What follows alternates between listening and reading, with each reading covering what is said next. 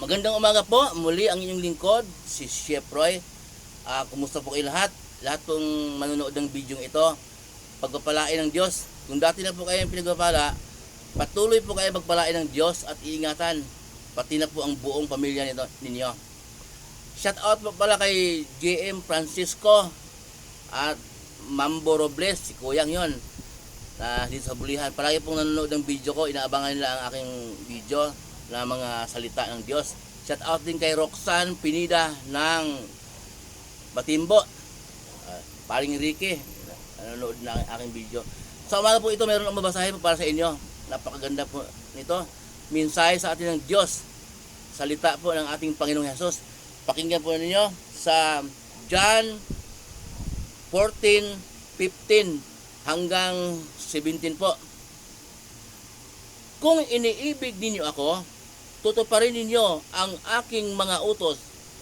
Dadalangin ako sa Ama upang kayo'y bigyan niya ng isa pang patnubay na magiging kasama ninyong magpakailanman.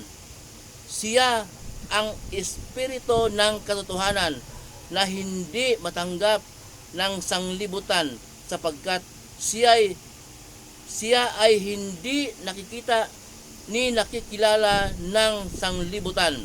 Ngunit nakikilala ninyo siya sapagkat siya ay nasa inyo at siya ay mananatili sa inyo.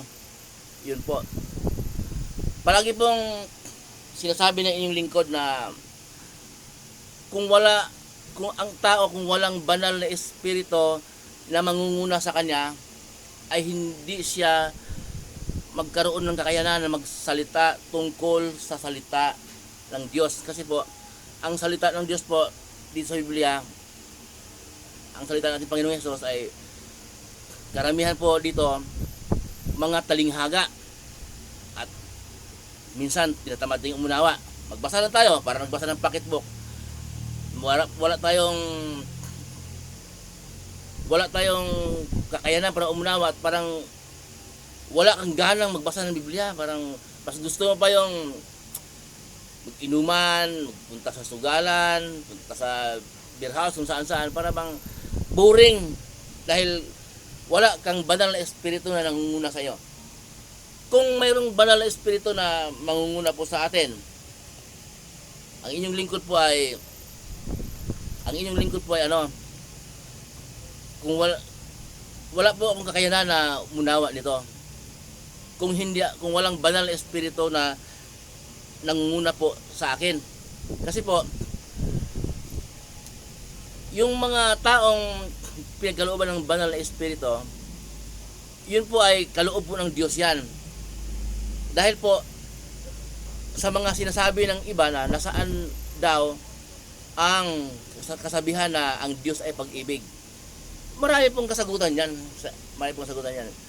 Sa isang lugar po, lagi pong inuulit yung lingkod, sa isang lugar, ang Diyos nagpadala ng tao upang magdala ng kanyang salita. Nag-utos ng tao upang magdala ng salita niya. Dahil po, ang Diyos ay pag-ibig. Nais po ng Diyos na bago mangyari ang paghukom, lahat po tayo ay manumbalik sa Kanya at sumunod sa Kanyang kalooban. Ano ba ang kalooban niya? Ang sundin ang turo ng ating Panginoong Hesus.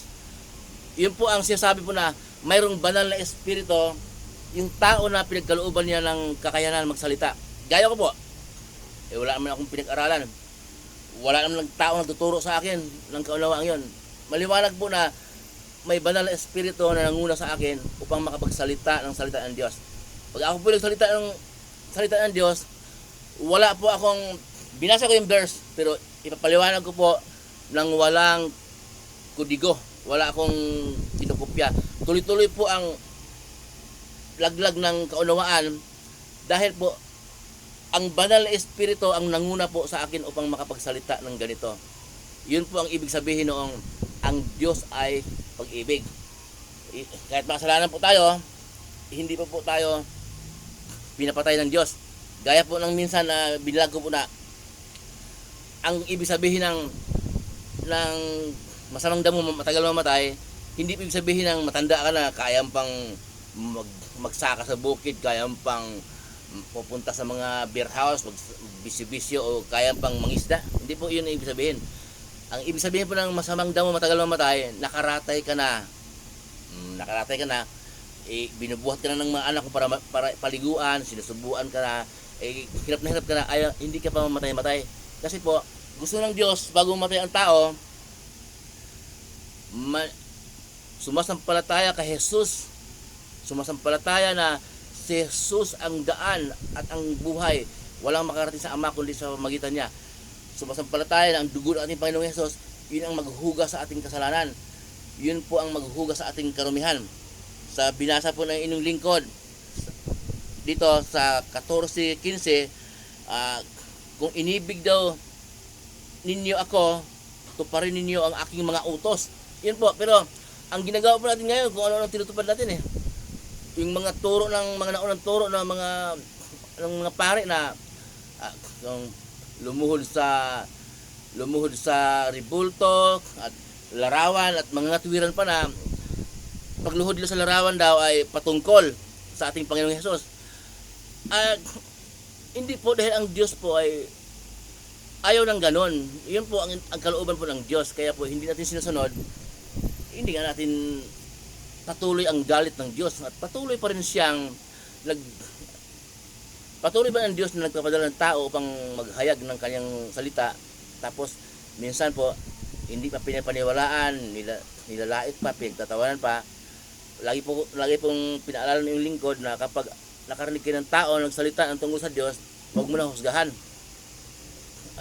Huwag mo titingnan ang kabaitan, kasi ang kabaitan po ng tao nagsalita na yon, hindi man tayo damay sa kaligtasan sa kanya lang yun Kaya ang titingnan, ang ating pakinggan ang kanyang turo, ang kanyang mga salita.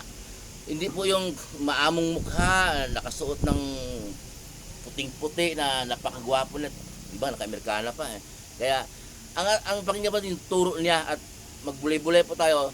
May verse naman na binabasa ang inyong lingkod Hindi naman yung salita na sarili ko lang. May verse sa Biblia. Yung verse na nabanggit ko po, gaya nabanggit ko na John 14:15 hanggang 17. May Bible kayo sa bahay, sa inyo, magbulay-bulay kayo, basahin din ninyo na may banal, totoo pala yung sinasabi yung lingkod na may banal na espiritu pala na nanguna. Kasi po, kung walang banal na espiritu, siyempre, matatakot ako magsalita, ipupost ko, baka may kukontra, baka mayroong makipagdebate, maano lang ako, yung magkaroon po ko ng kagalit. Pero, katotohanan po, sa Bible po ang katotohanan, kasi ang Bible po, yun po ang salita ng Diyos. Muli po ang inyong lingkod, si Ship Roy. Mabuhay po kayo lahat. Magandang umaga po muli.